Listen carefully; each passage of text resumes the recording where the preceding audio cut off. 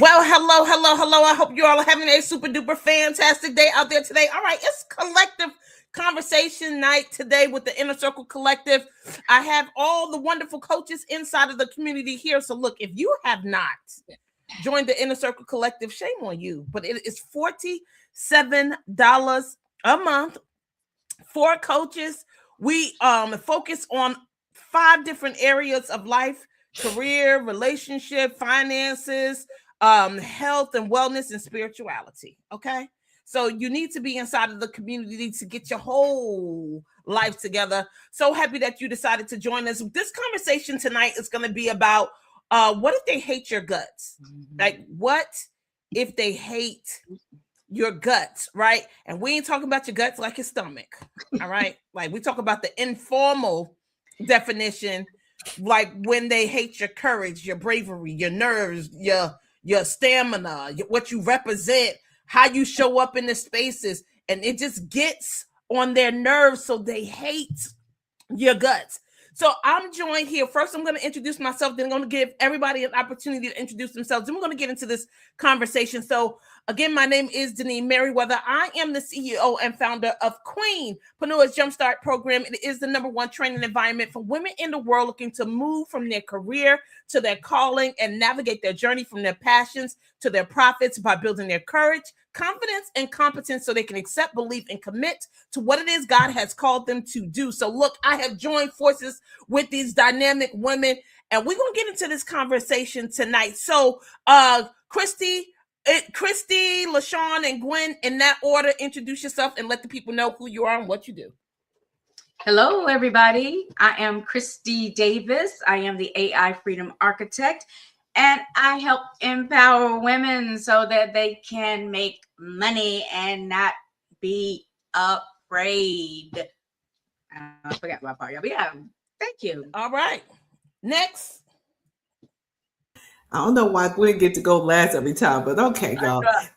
Good evening. I'm LaShawn Michael Esquire, founder and CEO of Saxon Life Estate Planning, the company where we're moving people from financial security to financial freedom while building a financial legacy that lasts a lifetime. You say, LaShawn, how do we do that? We're going to ace that thing.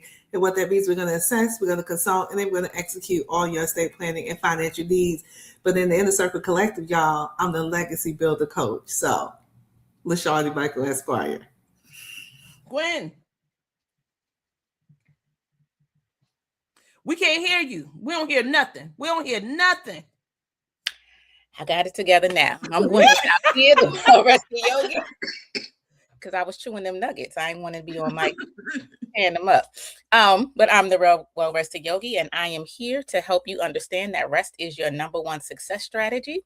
And so, of course, I can do all things through naps which strengthen me. And so can you. All right. I love it. I love it. I love it. This is so exciting. I'm so happy that you all have joined me in here inside of this space while we have this conversation about what if they hate your guts. And it all started, I had shared inside of the Inner Circle Collective community about a challenging travel couple of weeks that I've had where I was just informed that people just, hate my guts. And it's not because I've done anything wrong, not because I don't work well, but it's just because of who I am, how I show up in the space, how I work, my customer service level, all the things. And it was causing angst for the people, and it took 2 thoughtful individuals to have a conversation with me and come to me and let me know how I occurred for them, right? And when I say occurred, meaning how they experienced me when I'm in the space. So I'm posing this out here on the floor to start off the conversation. When someone, or if someone expresses to you that who you are and how you show up causes them angst, what is your response, or what do you feel like, your response should be? Anyone can take that. I'm curious, but I don't care. That's it. I'm curious, Break but I it don't down. care. What do you mean you're curious, but you don't care? I'm always curious about people and, you know, their perspective and where they're coming from and all of those things. But I don't care enough to take your angst on as something that I did. That's not my work. That's your work. Mm, mm, So, mm. I mean, and that's okay. I've had a lot of experiences like that from probably as long as I can think back. And I've had people circle back and say, after they went to therapy, because it was two people, they had gone into therapy and they realized that they were having trouble like speaking up for themselves or being vocal or sharing what was on their mind.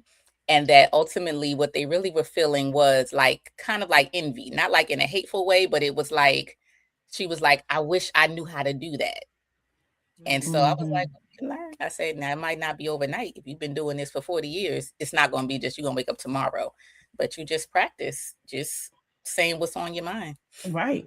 you know. Absolutely. So sometimes it is a form of envy or admiration, whichever side of the coin you want to lean to. They just see something in you that they wish they had, even if they don't have the words for it in the moment. And so, yeah, I'm curious, but I don't care because I know that it's not me, and I'm not called to show up differently than who I am. Yeah. It'll be all right. They'll be all right. Anybody else? Any other takers? I know for me, and it kind of piggyback on what Gwen said. Good evening, everyone. Again, our mom used to tell me all the time, Sean, people are jealous of you. And because I do not struggle with jealousy and envy, it's just one of the few sins that I do not struggle with. I struggle with a whole bunch of other ones, but not that one. I think it's a wasted emotion to be jealous of people. But mommy used to tell me that all the time. And I was like, why on earth would they be jealous of me? Jealous of me for what?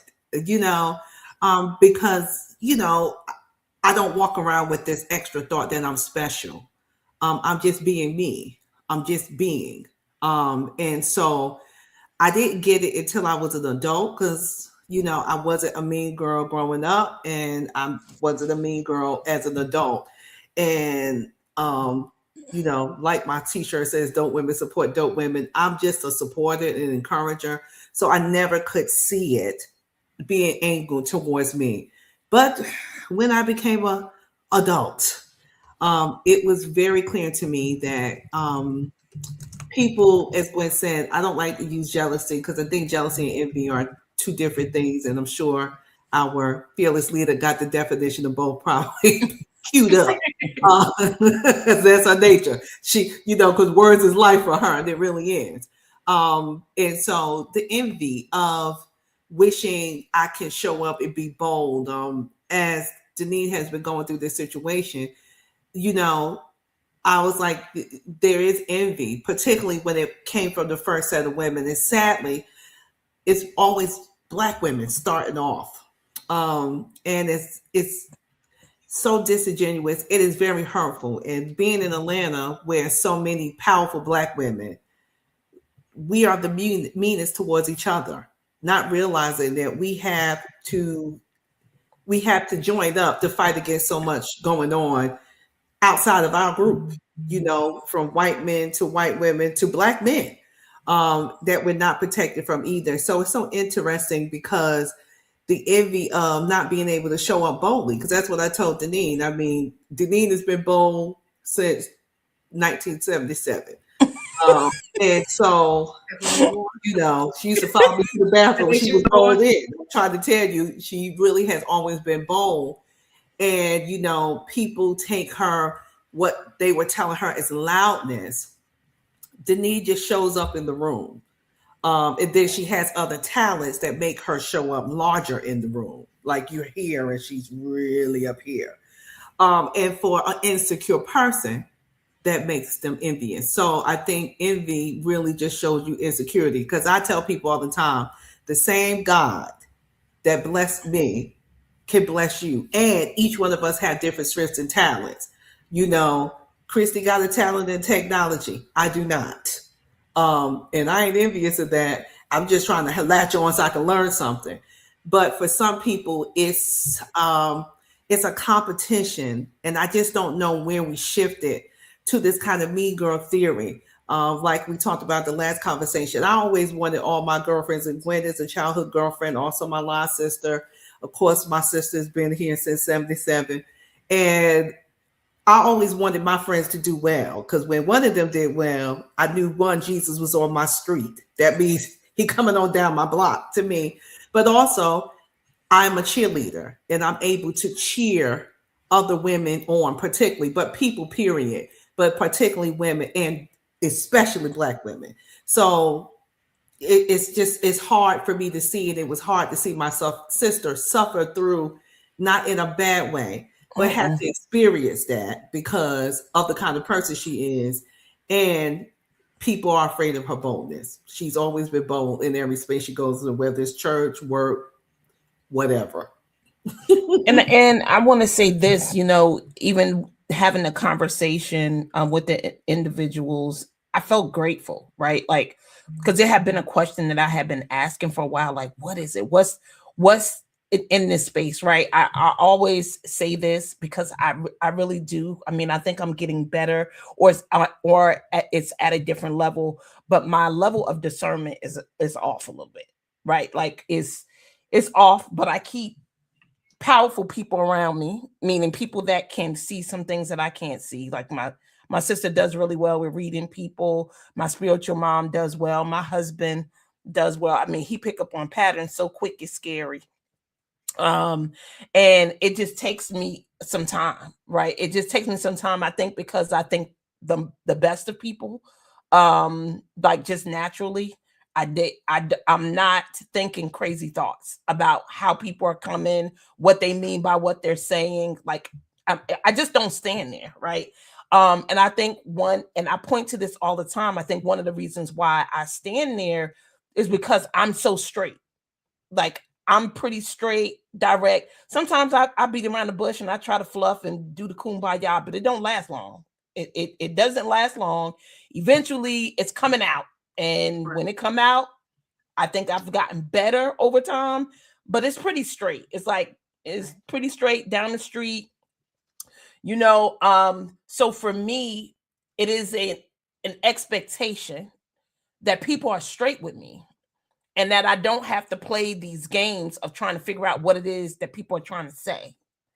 Because not only am I a big girl, right? Like I was able to handle that conversation. Thank you, Father, because they could have caught me on the off day, but they didn't, right? God he orchestrated everything. Everything happened the way that it was supposed to happen. The conversation went the way that it was supposed to went. The information came when it was supposed to come, right? Everything happened the way that it was supposed to happen. Now it's up to me to decide the meaning that I'm going to put behind it. But again, it confirmed something that I was thinking anyway. But I think it's uncomfortable to think that people are envious, intimidated, whatever word you want to use, by you because of who you are in a particular space. And so it's not the thought that you want to believe is true. That's how I felt.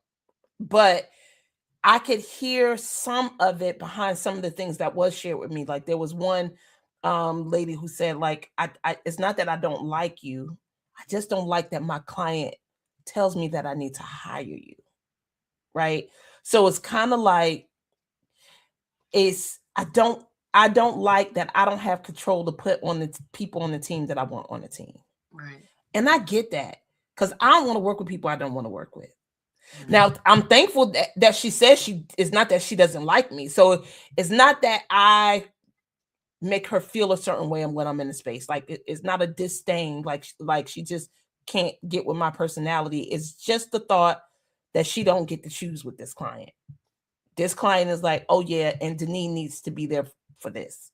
Right. Now, I'm thankful for the client because to date, she's still hiring me for everything. I mean, when I was just with her in Orlando, and she's like, Denise, I need you at all my meetings next year. And she had the salesperson give me all the dates.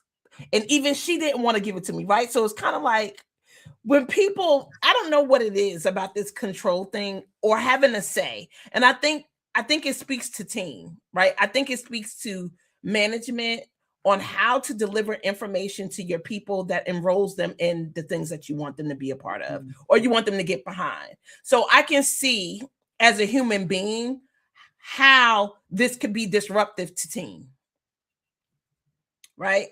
Especially when, again, I'm coming into a team of 30, a team of 40, a team sometimes of 5 or 4, and the client is saying, okay, you might be picking all these other people that you think work well together, but we're going to add her because I want her here. I can see how that could, disrupt. Like skipping line. Say it again. It says like you skipping line, like you're not going through the channels or whatever. You going straight to the head, so to speak. So yeah, but it's inadvertently, right? Like it's just really just relationship. It's just relationship, effectiveness, performance, right? Because again, now we're not talking about people that's my friend. Right. She didn't show up to my daughter anything like you did, Christy. Right? I could go to her meeting, and she went to her meeting. It was like, oh yeah, you need to be there for your daughter. You need to be there for that. Holla back. I ain't talked to her since last year. The last meeting I went to, I ain't seen her since then. Right? So it wasn't until this meeting came up, and she's like, oh yeah, Deneen, y'all reach out to her. She need to be here. Right. And so, but again, last year was for my daughter. This year is because I'm booked doing something else. And she's just like, okay, we got to do something about this. I'm like, yeah, girl, you reaching out to me too late because I'm booked and busy in 2026. Book busy and healthy. So you got to get me, honey, because I'm out here. I'm out here getting books, right? And I'm out here being busy. So she was just like, oh, no problem. We're going to make sure you have all the dates now. Block out your calendar. And I was like, well, what do I need to do to make sure that these dates are happening? And the lady who gave me the date, she was like, oh, there's nothing else for you to do. We'll reach out to you. But that don't make me feel comfortable. I'm like, nope. So I was like, all right, now what I'm going to do when I get close to these dates, I'm going to reach out to you. I was talking to the client. I'm going to reach out to you, make sure everything is still everything and that I'm on the team. Right. So that would just assure me that I'm not holding dates, preventing me from being booked somewhere else. Just due diligence or follow through. Because, as human beings, we have issue with follow through. Like it's one of the things that causes the most breakdown in our lives. But that's a whole nother conversation. That may be something we talk about in collective conversation. That's next month. Right. The things that just create all the breakdowns in our lives. One of them, it definitely is follow through. The second one would be fun. The third one would be resilience. We struggle with those things. Write it down, put it in a chat. Remind me somewhere inside of the Inner Circle Collective. And again, if you ain't a part of the Inner Circle Collective, I'm gonna drop the link in a little bit. But we're gonna have this conversation about what hangs us up, what breaks us down, what prevents us from reaching the things that we want to reach. And one of them is follow through. So for me, because I know that I want to be booked on these meetings, it's up to me, the person that want to be booked on the program, to follow up with the client to make sure these dates when we get closer to these dates. Y'all understand? It ain't for her to reach out and to make sure I get a contract, because I'm the person who want to be on the program. Who don't want to lose money. Who don't want to lose the money just as much as she may want me to be there. But I guess she ain't my buddy. She my client. Okay? So it is a responsibility for me to do proper follow-up. But anyway, as I digress, let's get back here. So tell me, so we talked about like what would be your response. I guess question I did want to add something on the other side of the coin. Mm-hmm. So growing up, I was very quiet. Always fearful that I didn't fit in, and I always thought that somebody had something I didn't. Okay. And I lived like that for years. And I don't want to say I hated somebody's guts because they were like long skin and they had long hair, but it was like that's what you needed to be when I was growing up if you want to be pretty. But that's what I would wish, because you weren't pretty if you were dark skinned. So some of those thoughts just kind of grew up with me, and it wasn't until I got to college where I wasn't Christian then. I just came up with the attitude of F everything, So what I'm saying, you know what? F everything. I don't care if nobody likes me or whatever. I'm me. And then that go all the way to the other side, where you super just like running over people and not even caring. And so then you develop your skills, and then you become really good at stuff. And so you're a rock star, so to speak, at what you do. And then people, they shy away from you. Because either you don't know how to work as a team, or they feel intimidated by you. That's the part where I'm like, I don't know. You know what I mean? So that's I think it's some important things that you're pointing to even right now when you're unpacking what it is that you're thinking about, right? So when you have developed a skill, right? So, and this is and chime in whenever you feel like you need to chime in. But when you develop yourself to show up as a superstar in the space, you have some expectations, right?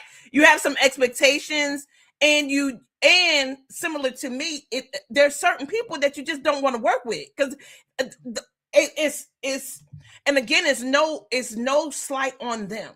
They developed how they developed, and they put in whatever they put in, but we all want to perform well and get the results that we want. Nobody want to be on a team of people that's not developing themselves. It's one thing when you the coach and they on the team and you coach. That's a different relationship. Right. But when you are with your peers, everybody need to be pulling their own weight. And a lot of times when we're in situations at jobs and teams, there's people on the team that don't carry their weight. And that causes friction, frustration, upset, and breakdowns when you are not able to enroll them into elevating. Yeah. But it takes training to enroll people to elevate.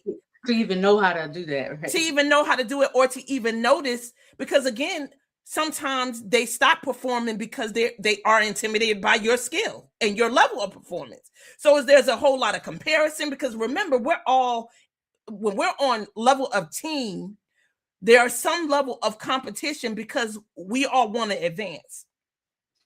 And if there's somebody looking at the performance, at some point we have the mentality we need to stand out from everybody. Right? Exactly. So the game is not constructed for us to be buddy pow pow. It's just not. It's not naturally. Like, you really have to have you have to be in a special atmosphere, environment, a special manager, a special company that really operate team. Right. And I was at that point. And I was at that point to a certain degree where I wanted to stand out. I wanted to be Miss Superstar, Correct. Because, and that's how, in honesty, in all honesty, when I'm showing up in these spaces, and I keep saying this too, y'all put this inside the chat.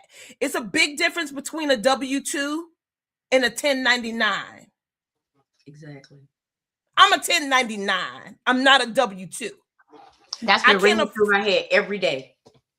What? That phrase that you said, that's been ringing through my head every day. It's yes. True. I am a 1099 and not a W-2. So when I show up in the space, my whole energy gonna be different from the jump, because I don't eat it if I don't kill it.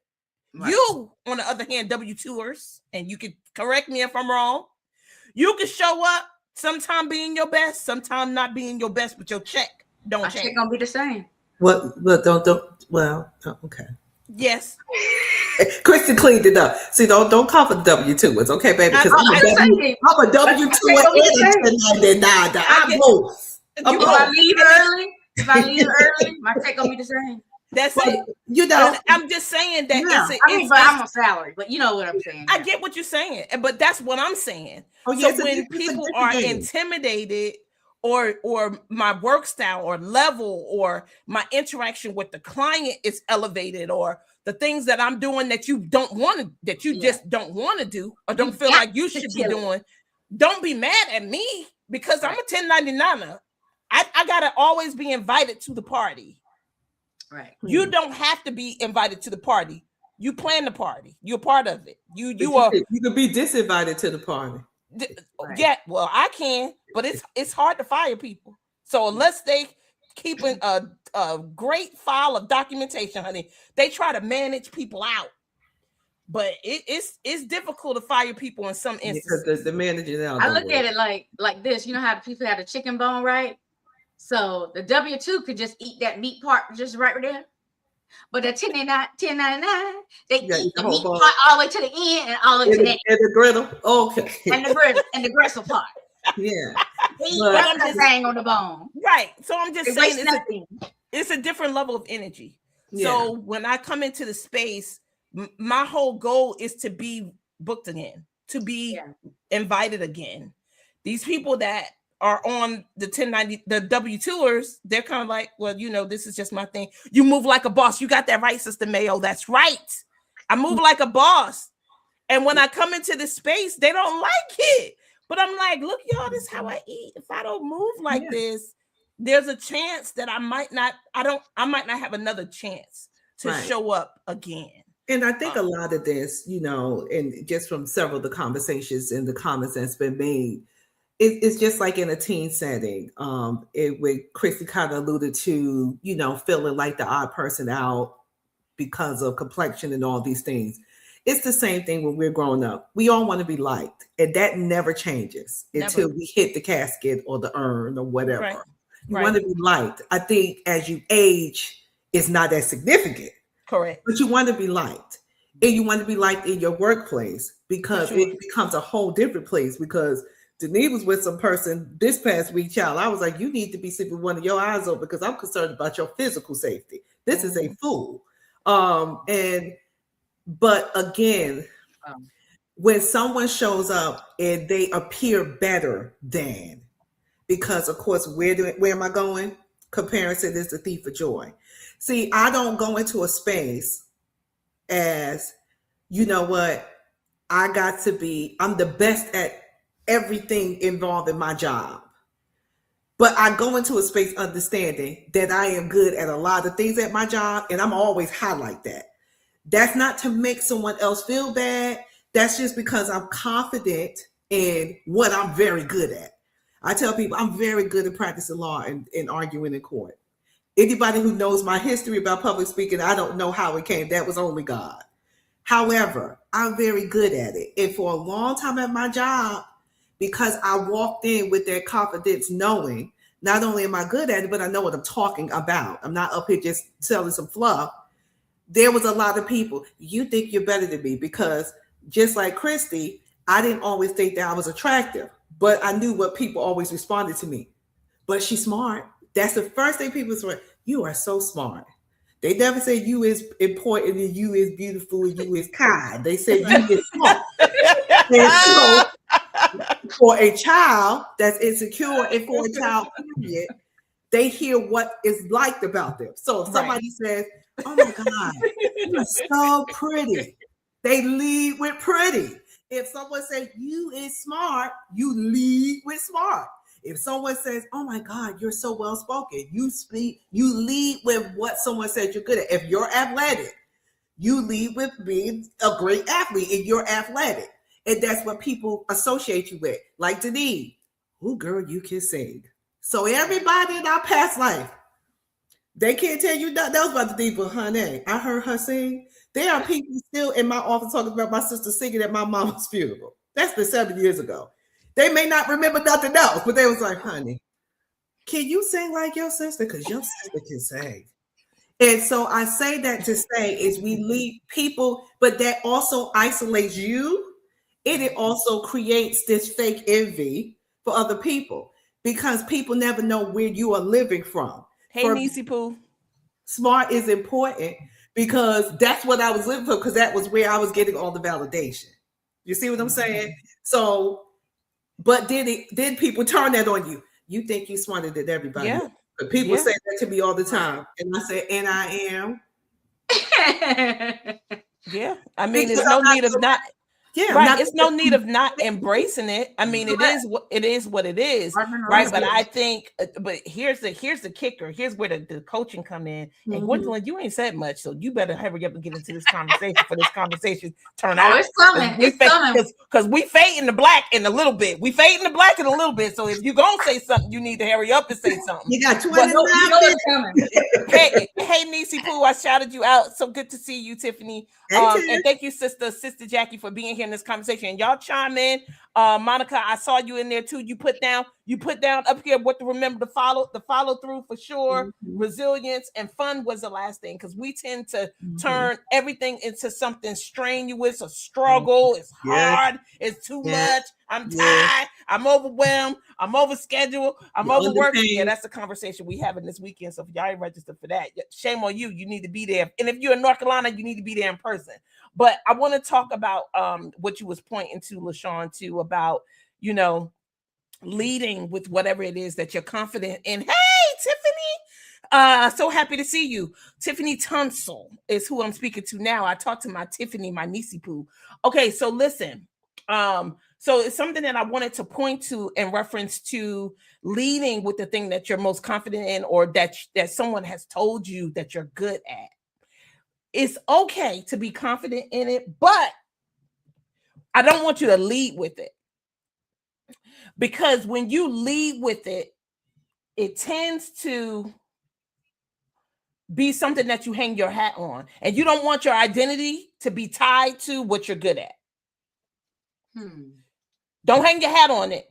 It's good to be smart. It's good to know how to sing. And it's good to have those things. But don't hang your hat on it, because it can turn you into a monster.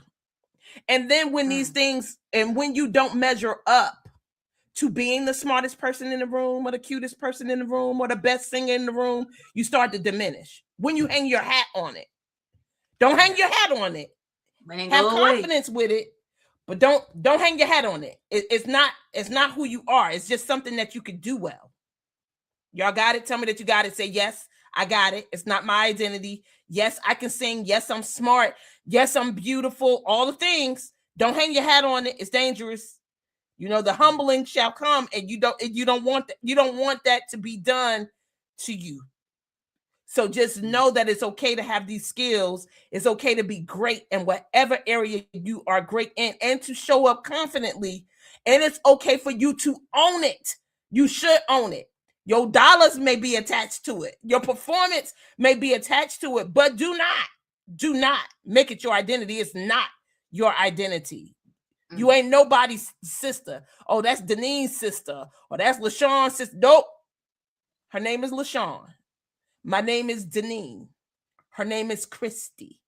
Her name is Gwen.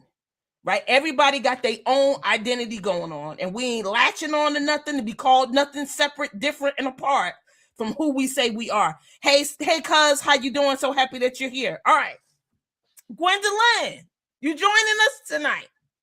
Look at face. I've been listening, and I have some thoughts. The first one that came to mind in the early part of your story was they hate you because they ain't you. Just that simple. They hate you because they ain't you. Put that in the chat. That was a mic drop. They hate you because they ain't you. Okay, thank you so much. I wish that was mine, but that's Gwen. It wasn't mine either. They used to say that back in the day. Well, I don't care. It's delicious right now. They hate you. Y'all put it in the chat so we don't forget, and it's here for people to come back. And we remember, we already defined what we're talking about. Hate your guts. It's not like your stomach. It's not that, right? It is hate your guts, like your tenacity, your confidence, your zeal, the way you show up in spaces. Okay, Gwen, I'm sorry. And I think a lot of it, or most of it, is really just projection. Just going back to Christy, what she was talking about, and people saying, well, you're intimidating. To be intimidating is a very intentional thing that you have to outright do to somebody. So if you're just being yourself, I'm not intimidating you. You're just intimidated. That's you. But you're trying to project it onto me. I didn't do anything to you. I'm not walking around lording over you or telling you what to do. Right. You're not walking around intimidating anybody. But we've been taught, the way that we're taught to communicate, a lot of it is, whether it's the verb, the noun, or whatever, we're taught to use the one that projects the other way versus acknowledging what's happening with you. That is you. You don't feel confident in the space. You feel intimidated, but you're going to come and tell me you over here intimidating everybody. No, you're just over here being Gwendolyn. Not so. That's it. You know, so it's just why I say I'm curious, but I don't care. I always want to know. Right. I'm a little nosy like my mother, but just a little bit, not as bad. But I want to know. I'm always curious. But after that, I ain't taking it with me. It ain't leaving the room with me. I'm not putting it in my purse and carrying it home. It's just, okay. I mean, and 9 times out of 10, if you don't like me, I probably didn't like you either. Right. I really don't. You sound like my mom. Right. I don't. Because most of the stuff, it just really don't be a big deal. A lot of it comes from building stories in your own mind, acting like their reality instead of having a conversation first with yourself. First, a self-check. You know what I mean? You ever be in a conversation and you realize the person came to you and they never even thought about like why do you feel that way? They just ready to just blast it all on me, and I'm like, you're not gonna do that. Yeah, no, you're right, because I mean, during one of the conversation, one of the young ladies was just like, I felt that same way too until I got to know you. Right. And then it's like, right. And I'm like, she was like, and I got that this is just really like who you are. Well, what did you think I was doing? Playing Dumbo, dress up? Like I don't know what you thought I was in here doing. Cinderella? I don't know. Right. I just don't know what if I don't know. I just until I got to know you. And I'm like, spaces being very performative. And so if you're used to being around a lot of people that are performing to try to get whatever it is they're trying to get, and then you meet a person that's really like that and it's sincerely who they are, you might accidentally brand them that way, thinking that you're pretending. And then you're like, oh no, wait, that's really her. All right. Especially if you're not accustomed to being around people that, are genuine. And also too, I think, remember, we all in this for agendas. We out trying to get something. We up to something. It's not a negative or positive. Everybody got an agenda. And in regards to the conversation about, I love when people are wrong about me. I love it. Because people have, just like you said, Gwen, crafted a story about me and never had a 5-minute conversation more than anything else. Because I love when people say something to me. And this happened a lot at my job. It has died down. But when I became manager, I was like, I saw some ugliness from people who were smiling at me and felt so bad for me and collected money for me for my mama's funeral. And I was like, I think these people actually like me. And they had a knife so far down in my back. It was just unbelievable. But I tell people all the time, everybody has an agenda and intention. And it's just what your intentions are.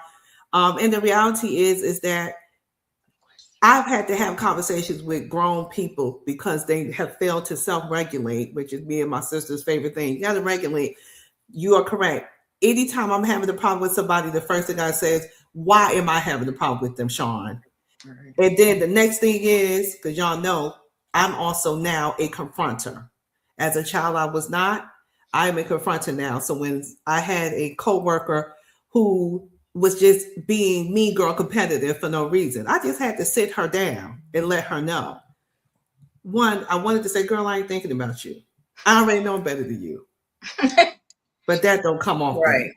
But the thing I had to tell her is that I am not in competition with you. Right. I'm in competition with myself. I'm not in competition with you. That's a lot of energy because you can't think. I can't keep my eye on the ball in the dark if I'm sitting here looking around at everybody else and what they're doing. Right. I'm only concerned about what LaShawn Yvette Michael is doing. Everybody else, and I said, and I could be thinking about my advancement without trying to take you down in your demise. That thing. That's the part. I think that's the part right there that people say it again, Gwen. Scarcity mindset. That's it. Yeah, it's enough for all of us. There's That's enough. it. It's enough. There's more than It's enough. More That's than it. enough. More Right. than That's And it. I think that comes I'm from putting that. that in the chat. Well, I think too, the scarcity mindset is cultural for us, That's it. right? So I think, it's something that we tend to see amongst each other, and not so much with other nationalities, because some of the things that was shared during my weekend was kind of like, wow, you feel comfortable to say that in this space the way that you said it, right? But I want to answer Tiffany's question, right? God put you in unfamiliar situations to see would you pass the test. So I believe that God isn't the person that tempts us, right? It's the devil who tempts us.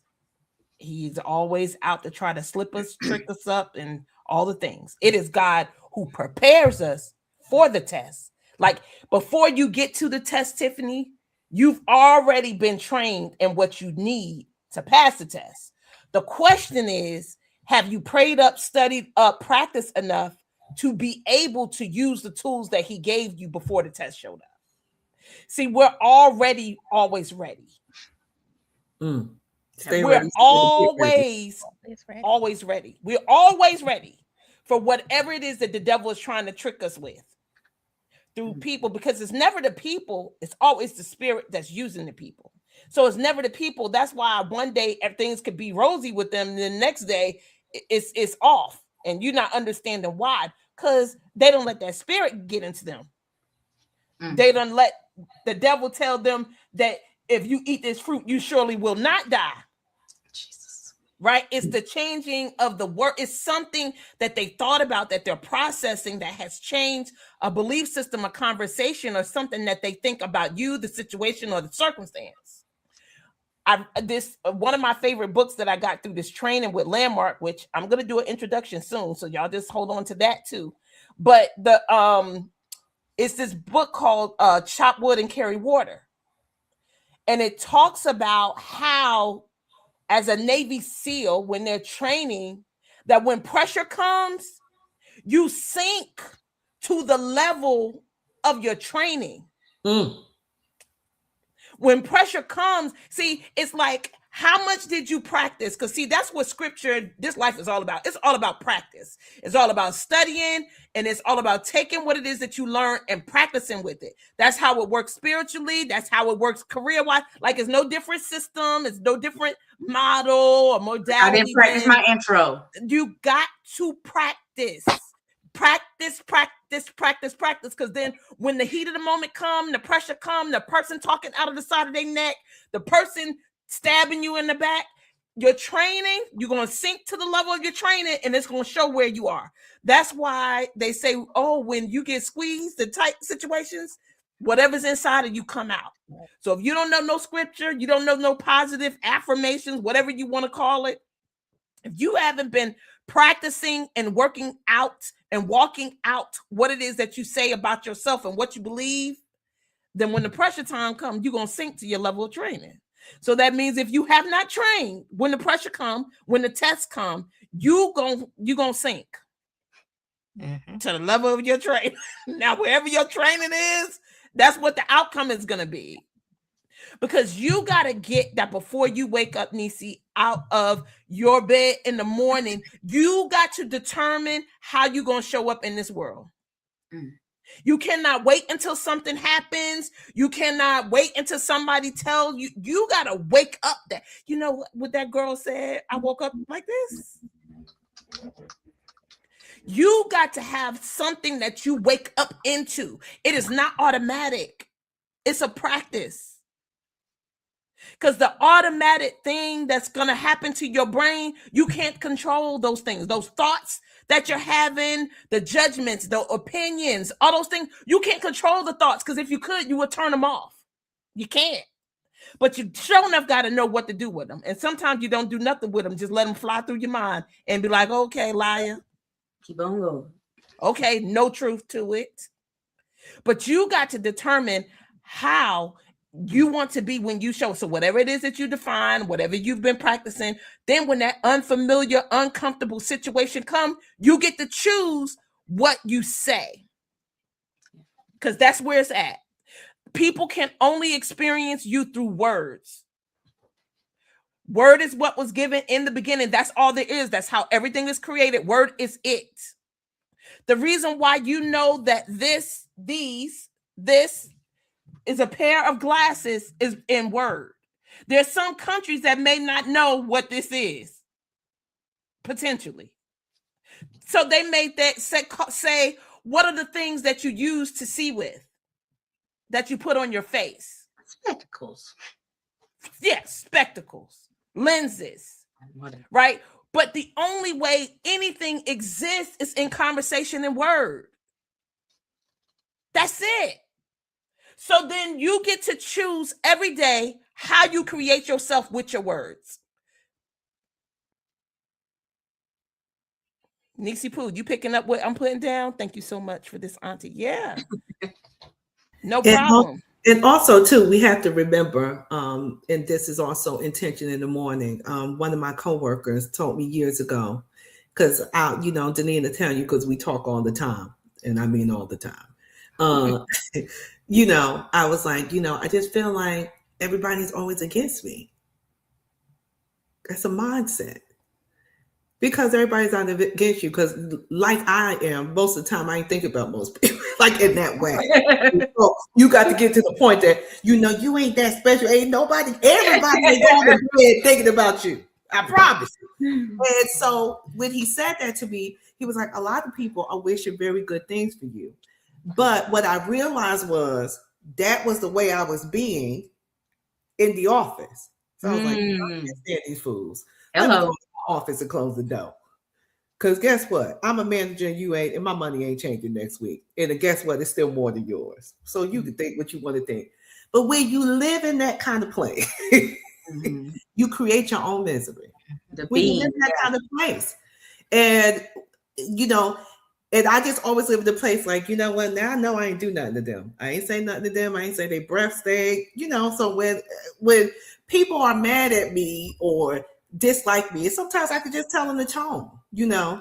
I have calmed down so much as a manager. My sister would tell you the evolution, because every day I used to come home pissed off, and my mama had already died when I became a manager, so she became the default person that I had to fuss at. Like, these people here, they're gonna make me let me shut up, because you don't know, big brother may be watching and listening.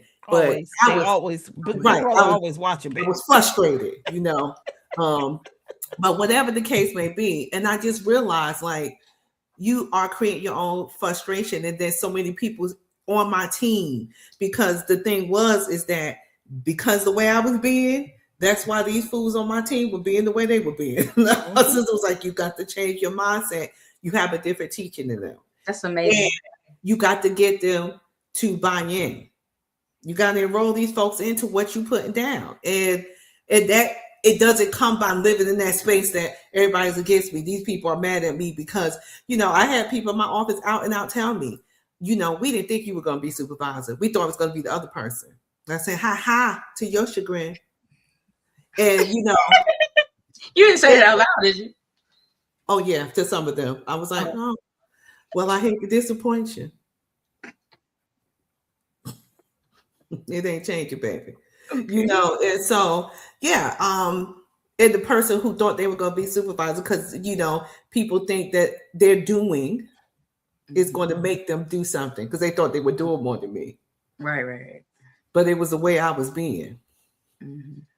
Because in their doing, they was also trying to sabotage everybody else and take everybody else down, and I'm going to go and file the grievance. I said, child, you doing the way they were being. Yeah, right, because of the way they were being. And I chuckled so much because I said, child, you are working yourself to tears, and ain't none of this up here. You not even touching those people. So you think you about to tank down this person, then you team tank down. The only person getting took down is you, because you about to be humbled. Wow. And voila, here I come, ascending from the ashes like a phoenix.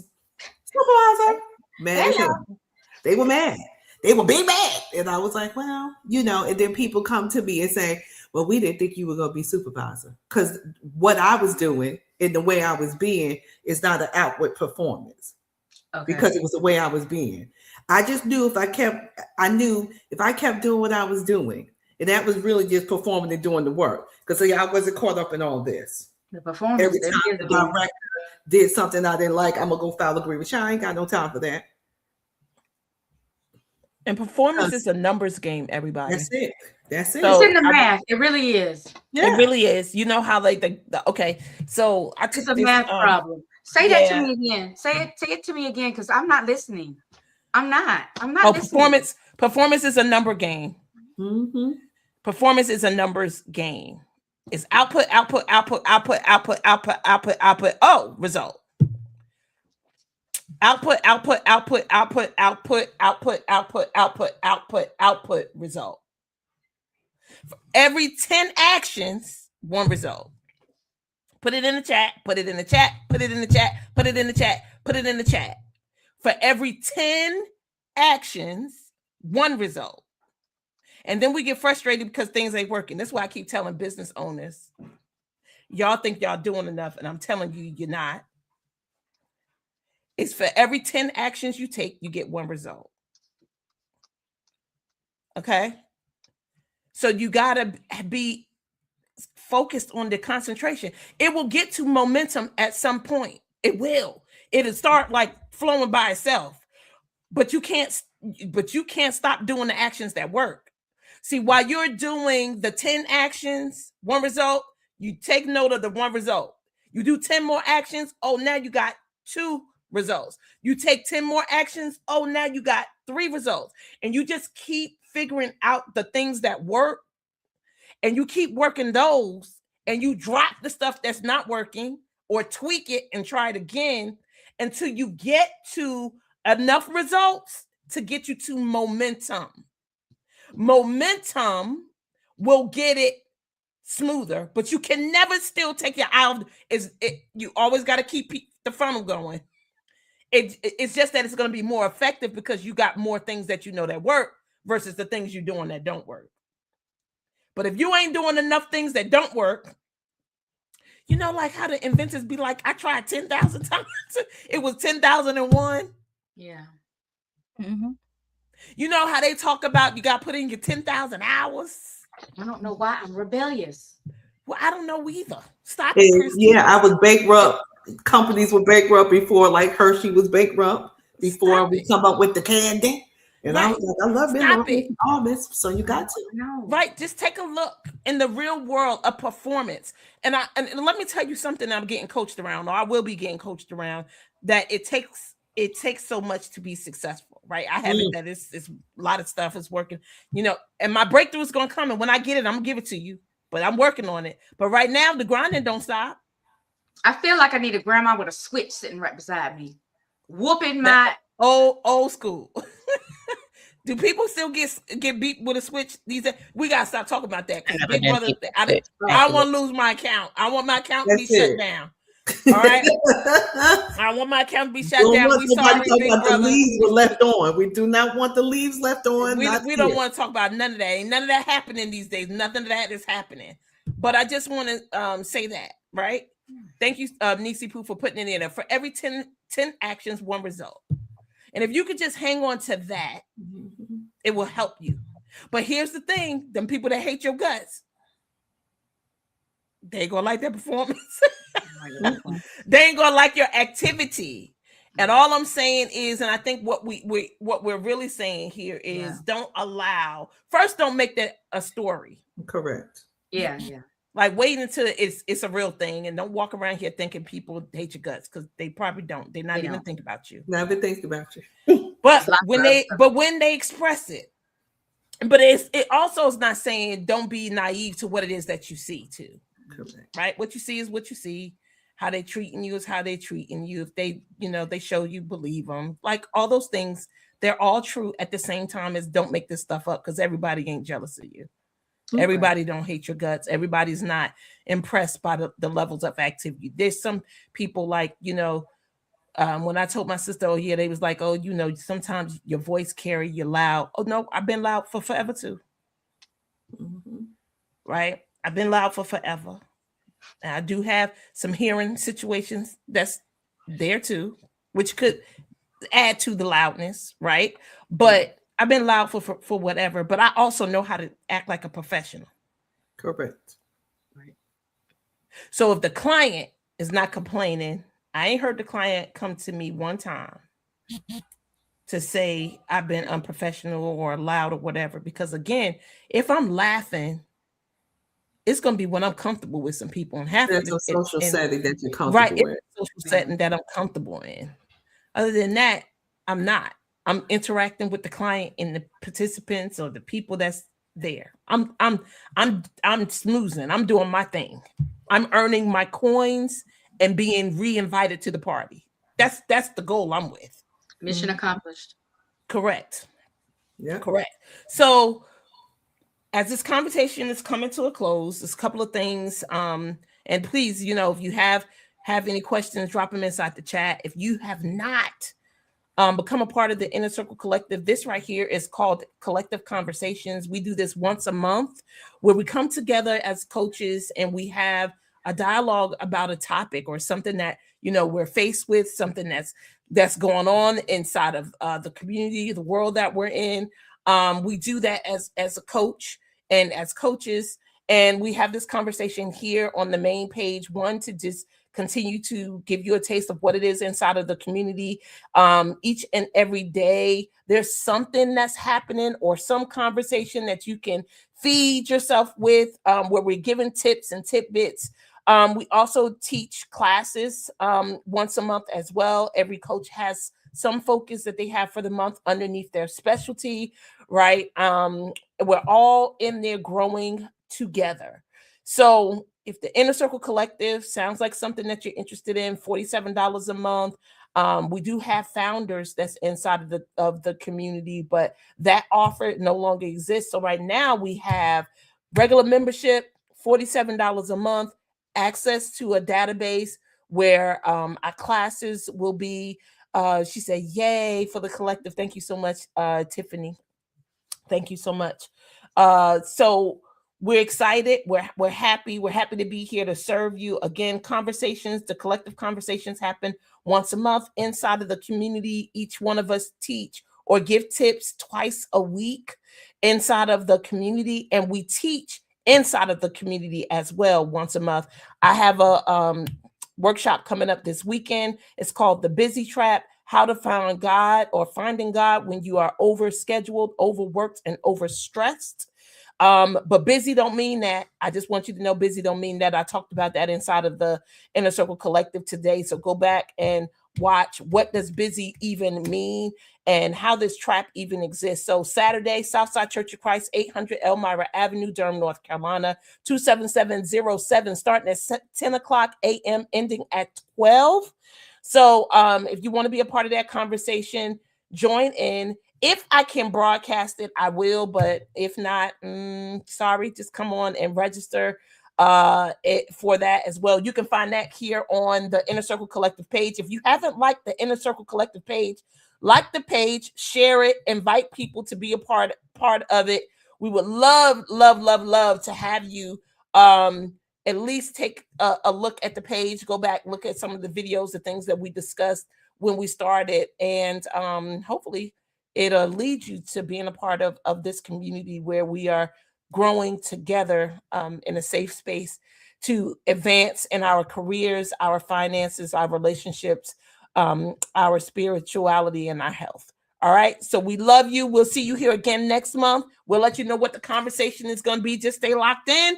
And if you can come see me on Saturday, come see me in North Carolina on Saturday, where we'll talk about the busy trap, finding God when you are overworked, overscheduled, and overstressed. Love you. Have an amazing day. I forgot to jump in. I have a class tomorrow. What's stopping you from estate planning now? It's going to be now. You have to be a member of the collective. So if you want to join, I have the subscription tied to it on my pages. And of course, if you're in the Inner Circle Collective, it is free for you at 6 p.m. tomorrow. So register now. I'll see y'all there. All right. We love y'all. Have an amazing night. Until next time. Good night.